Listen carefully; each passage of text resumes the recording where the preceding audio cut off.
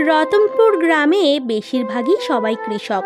কয়েক বছর ধরে বৃষ্টিপাত না হওয়ার দরুন খরা দেখা দিয়েছে। ঠিকমতো কেউ চাষাবাদ করতে পারছে না। না বউ, এই বছরও তো বর্ষাকালে বৃষ্টি হইল না। চাষবাস করা তো দায় হইয়া পড়ছে। কি করা যায় কও তো? কি আর করবে, কিছুই করার নেই। বৃষ্টি না হলে তুমি কি করবে বলো তো? এটা তো আর তোমার হাতে নেই। বিধাতা যা লিখে রেখেছে তাই হবে। কি খাইবো, কি করব, কিচ্ছুরই কোনো ঠিক নাই। তুমি কি একবার শহরে যাবে? শহরে গিয়ে দেখবে নাকি কাজের সন্ধান করে, যদি কোনো কাজ পাও। ছোটবেলা থেকেই গ্রামে আসি, এই গ্রাম সাইরা শহরে যাই কেমনে? পড়ালেখাও তো খুব একটা ভালো জানি না, চাকরি বাকরিও তো করতে পারবো না। তাহলে আর কি করা, বিধাতা যদি মুখ তুলে তাকায় সব হবে গো। এমন সময় মতিনের ছোট্ট বাচ্চা মেয়েটা ঘরের ভেতর থেকে বেরিয়ে এসে বলে, মা, ও মা, আমি খেলতে যাচ্ছি। হ্যাঁ রে, পাঠশালা যাবি না?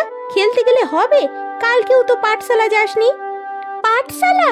পাঠশালা তো বন্ধ মা। কেউ পণ্ডিত মশাইয়ের মাইনে দিতে পারেনি, তাই পণ্ডিত মশাই বলেছেন আর পড়াবেন না। এ বাবা, মাস্টার মশাই আর পড়াবে না? তাহলে কি বাচ্চাগুলো মূর্খ থাকবে নাকি? তারই বা কি করার আছে, তারেও তো সংসার চালাইতে হইব। গ্রামবাসীরা ফসল বিক্রি করতে না পারলে তারে মাইনে দিব কেমনে? আমরা খেলতে যাচ্ছি নদীর পাড়ে। সাবধানে যাস, দেরি করিস না আবার, তাড়াতাড়ি বাড়ি ফিরে আসবি। আমিও যাই, দেখি পাশের গ্রামে দিন মজুরির কাজে আমি ঢুকতে পারি কিনা। হ্যাঁ হ্যাঁ, খুব ভালো গো, যাও যাও। দেখি আমি পুকুর পাড় থেকে কিছু শাক তুলে আনি, রান্না বসিয়ে দিই।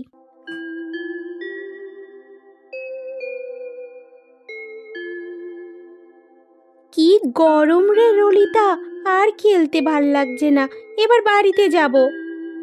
হ্যাঁ রে চল, বড্ড খিদে পেয়েছে, কিছু খেতে হবে বুঝলি। সেই সকালবেলা আমি মুড়ি বাতাসা খেয়েছি। আমিও তাই রে, ঘরে কিছু ভালো রান্নাই হয় না। দূর, আর ভালো লাগে না। কি আর করা যাবে বল, সবই তো দেখতে পাচ্ছি। চল চল, তাড়াতাড়ি চল। ওরা হাঁটতে থাকে। এমন সময় দেখতে পায় সামনে একটা হাঁস খুঁড়িয়ে খুঁড়িয়ে হাঁটছে। আহারে, হাঁসটার মনে হয় খুব কষ্ট হচ্ছে, কেমন যেন খুঁড়িয়ে খুঁড়িয়ে হাঁটছে। এই রে, যা, পড়ে গেল তো, একটু জল নিয়ে আয় তো। যা যা, গরমে মনে হয় জল তেষ্টা পেয়েছে, তাড়াতাড়ি জল নিয়ে আয়। জলের অভাবে বুঝি মাথা ঘুরে গেল ওর। দাঁড়া, ওকে জলটা খাইয়ে দিই। হাঁসটার পাটা কিরকম লাল হয়ে গেছে দেখ, মনে হচ্ছে না ও আঘাত পেয়েছে। ও হাঁটতে পারবে না বুঝলি, বনের পশুরা ওকে ধরে খেয়ে নেবে। ওকে আমাদের বাড়িতে নিয়ে যেতে পারলে ভালো হতো, কিন্তু আমাদের বাড়িতে যে ভুলু আছে, ওকে দেখলেই চিৎকার করবে। আমি ওকে আমার সাথে নিয়ে যাব।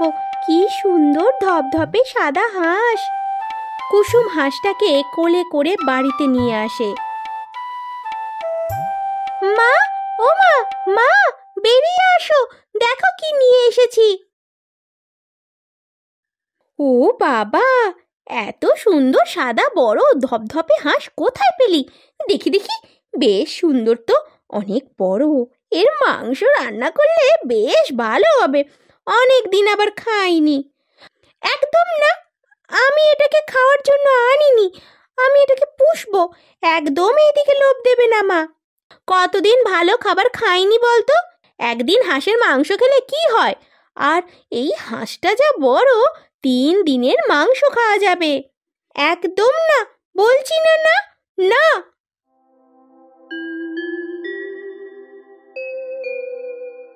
শোন কুসুম, আমার কথা শোন, শোন বলছি। যাই হোক করে ওকে বুঝিয়ে ওই হাঁসটার মাংস রান্না করতেই হবে। অনেক দিন মাংস খায়নি, ওর বাবা একবার ঘরে আসুক, তারপর নয়।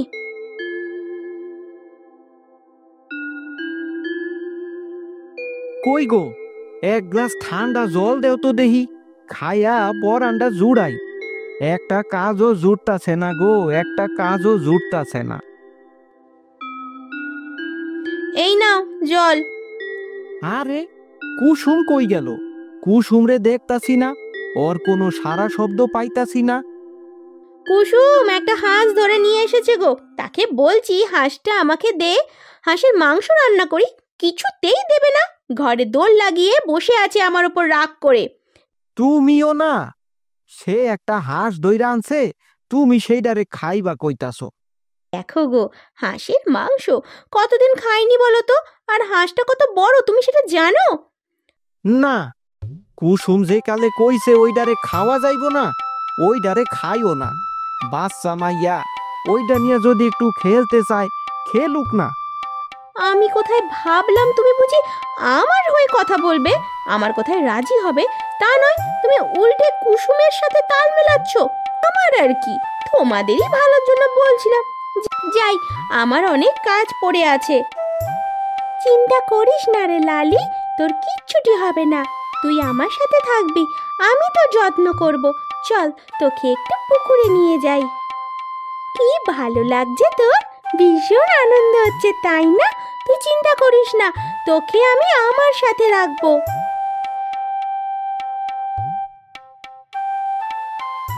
এত বড় হাঁসটারে কই পাইলি মা?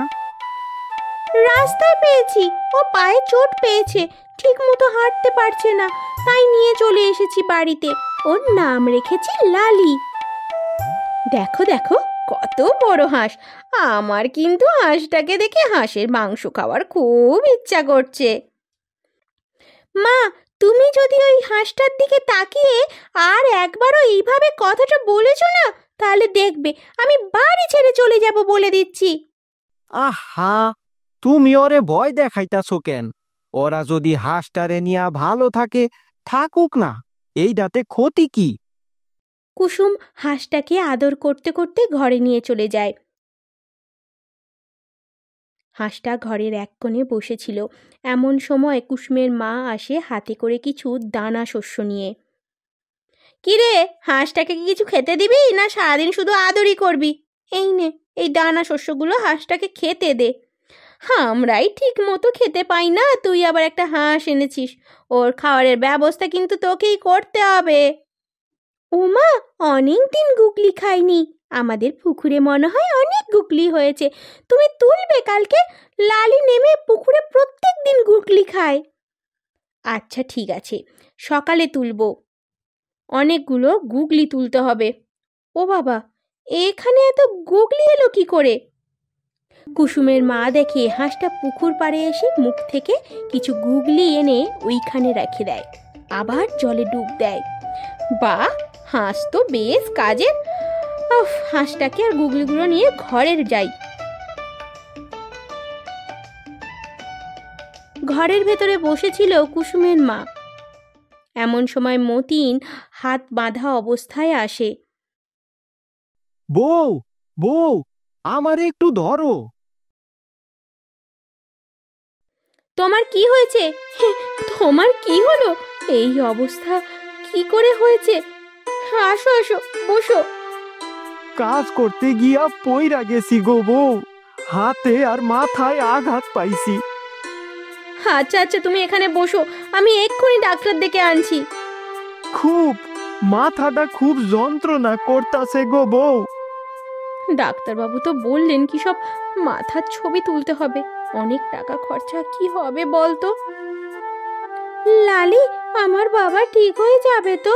আমার বাবা ছাড়া কেউ নেই রে, বাবা খুব অসুস্থ, আমাদের কিভাবে চলবে বলতো? তাছাড়া ডাক্তারবাবু বলে গেলেন অনেক টাকা খরচা, অত টাকা কোথায় পাবো লালি, আমরা কোথায় পাবো?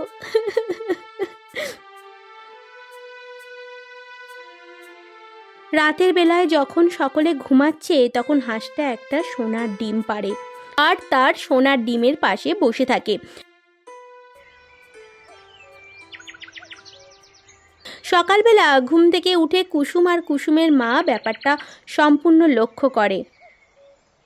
মা, ও মা, লালির পাশে সোনালি রঙের চকচক করছে, ওটা ওটা কি বলো তো? হ্যাঁ রে, কি বলতো, বুঝতে পারছি না তো, চল চল গিয়ে দেখি।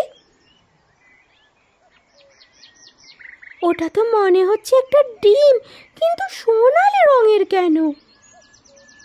কুসুমের মা সামনে এগিয়ে আসে, সোনালি রঙের ডিমটা হাতে নিয়ে ভালো করে পর্যবেক্ষণ করে, তারপর বলে, আরে এটা তো সোনার ডিম, মানে এটা একটা সোনা, এখানে এলো কি করে? কুসুম আর কুসুমের মা ওই ডিমটা নিয়ে মতিনের কাছে যায়। দেখো তো এই সোনার ডিমটা। হ, এইটা তো দেখা সোনা মনে হইতাছে, কিন্তু এই সোনা তুমি কই পাইলা? কি জানি, হাঁসটার পাশে পড়েছিল, কোথা থেকে এলো কি জানি। তাহলে কি হাঁসটা? হাঁস? হাঁস কি আবার কখনো সোনার ডিম দেয় নাকি? কি জানি। এই ডিমটা সোনা দোকানির কাছে বিক্রি করে আসি, অনেক টাকা পাবো। এই কুসুম, কুসুম শোন, এই ব্যাপারটা কিন্তু কাউকে কিচ্ছু বলবি না।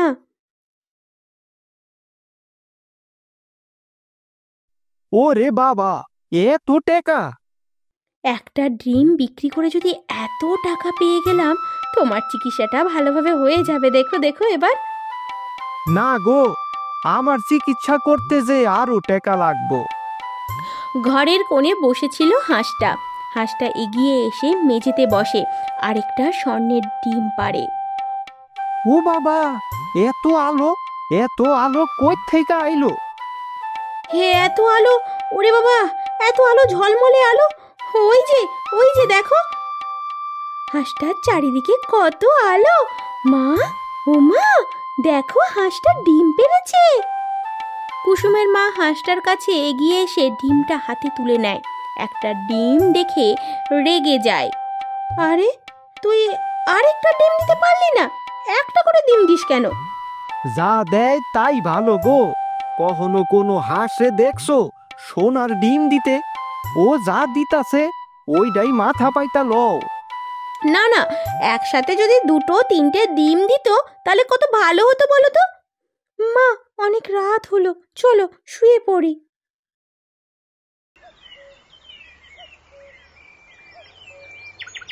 কেটে গেছে প্রায় 1 সপ্তাহ। প্রত্যেক দিন একটা করে ডিম দেয় সেই হাঁস। মতিনের বউ অর্থাৎ কুসুমের মা তাতে একদম খুশি নয়। বলছি, হাঁসটাকে কি বেশি করে খাওয়ালে বেশি বেশি ডিম দেবে গো? কিছু ডিম জমিয়ে রেখেছি। তাই কি হয় কখনো? কি যা তা কইতাছো তুমি? ভালো করছো, ডিমগুলা জমায় রাখছো। আসলে আমার অনেক টাকার দরকার, একসাথে অনেক ডিম করে শহরে গিয়ে অনেক দামে বিক্রি করব। বিধাতার দয়া, এই তো সবই হইতাছে। এই চমৎকার হাঁসে ডিম দিতাছে, তাই বিক্রি কইরা আমাগো তো বেশ ভালো কইরাই চলতাছে। আরো টাকা নিয়া তুমি কি করবা? অনেক কাজ আছে, তুমি জানো না। বাড়ি করব, পুকুর করব, জমি কিনবো, বড় লোক হব। বিধাতা যা দিতাছে তাতেই খুশি থাকো। এইটাই বা কে পায় কও তো? গ্রামের সবাই কত কষ্টে আছে, আর আমাগো বাড়িতে এখন মাছ, মাংস, ডিম, পোলাও সব কিছু মজার মজার জিনিস রান্না হইতাছে। ওই জন্যই ওই লোকজন আসছে আমাদের বাড়িতে সাহায্য চাওয়ার জন্য। তুমি যদি কাউরে 2 হাত ভইরা সাহায্য করো, বিধাতা তোমারে 4 হাত ভইরা দিব। দূর, যত সব! সাহায্য করব আমি? দেব না, দেব না, কাউকে 1 টাকাও দেব না। মতিনের বউ অনেকক্ষণ থেকেই হাঁসটাকে দেখছে। এমন সময় কুসুম তার মায়ের কাছে আসে আর বলে, ও মা, তুমি হাঁসটার দিকে ওইভাবে তাকিয়ে কি দেখছো বলো তো? কুসুম, হাঁসটাকে ভাবছি কেটে ফেলবো। এই বলে মতিনের বউ হাঁসটার কাছে গিয়ে বড় একটা ছুরি নিয়ে এগিয়ে যায়। মা, মা, তুমি এটা কি করছো?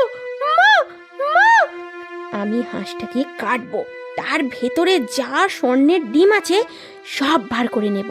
নিশ্চয়ই পেটের ভেতর অনেক ডিম আছে।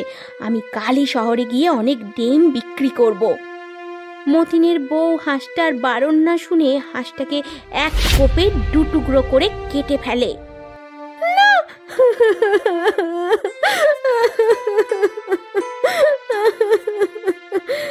কই গেল সোনার ডিম? কই গেল? কই কই কই? না না, এ তো এমনি ডিম। সোনার ডিম কই? এমা, হে তো একটাও ডিম নেই। আমি আমি কি বোকামো করলাম? হায় হায় হায়, কি বোকামো করলাম? হ্যাঁ, একটাও ডিম নেই তো, কি বোকামো করলাম? হায় হায় হায় হায় হায় হায় হায়। কি হইল? কি হইল? কান্না করতাছো কেন? এ বাবা, এইটা তুমি কি করলা? দেখো বাবা, কি করলো।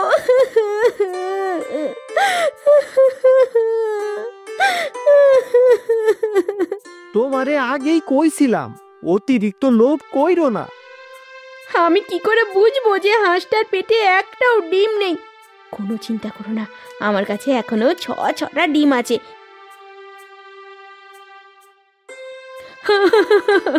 আমি কি ভুল করলাম? আমি কি বোকামো করলাম? আয় আয় আয় আয় আয় আয় আয় আয় আয়। তোমার বোকামির লাইগাই আজ আমাগো সব হারাইতে হইল। তুমি এত লোভী হইয়া পড়ছিলা যে তুমি বিধাতার ইশারা কিছুই বুঝতে পারো নাই। এ থেকেই বলে, অতি লোভ ভালো নয়।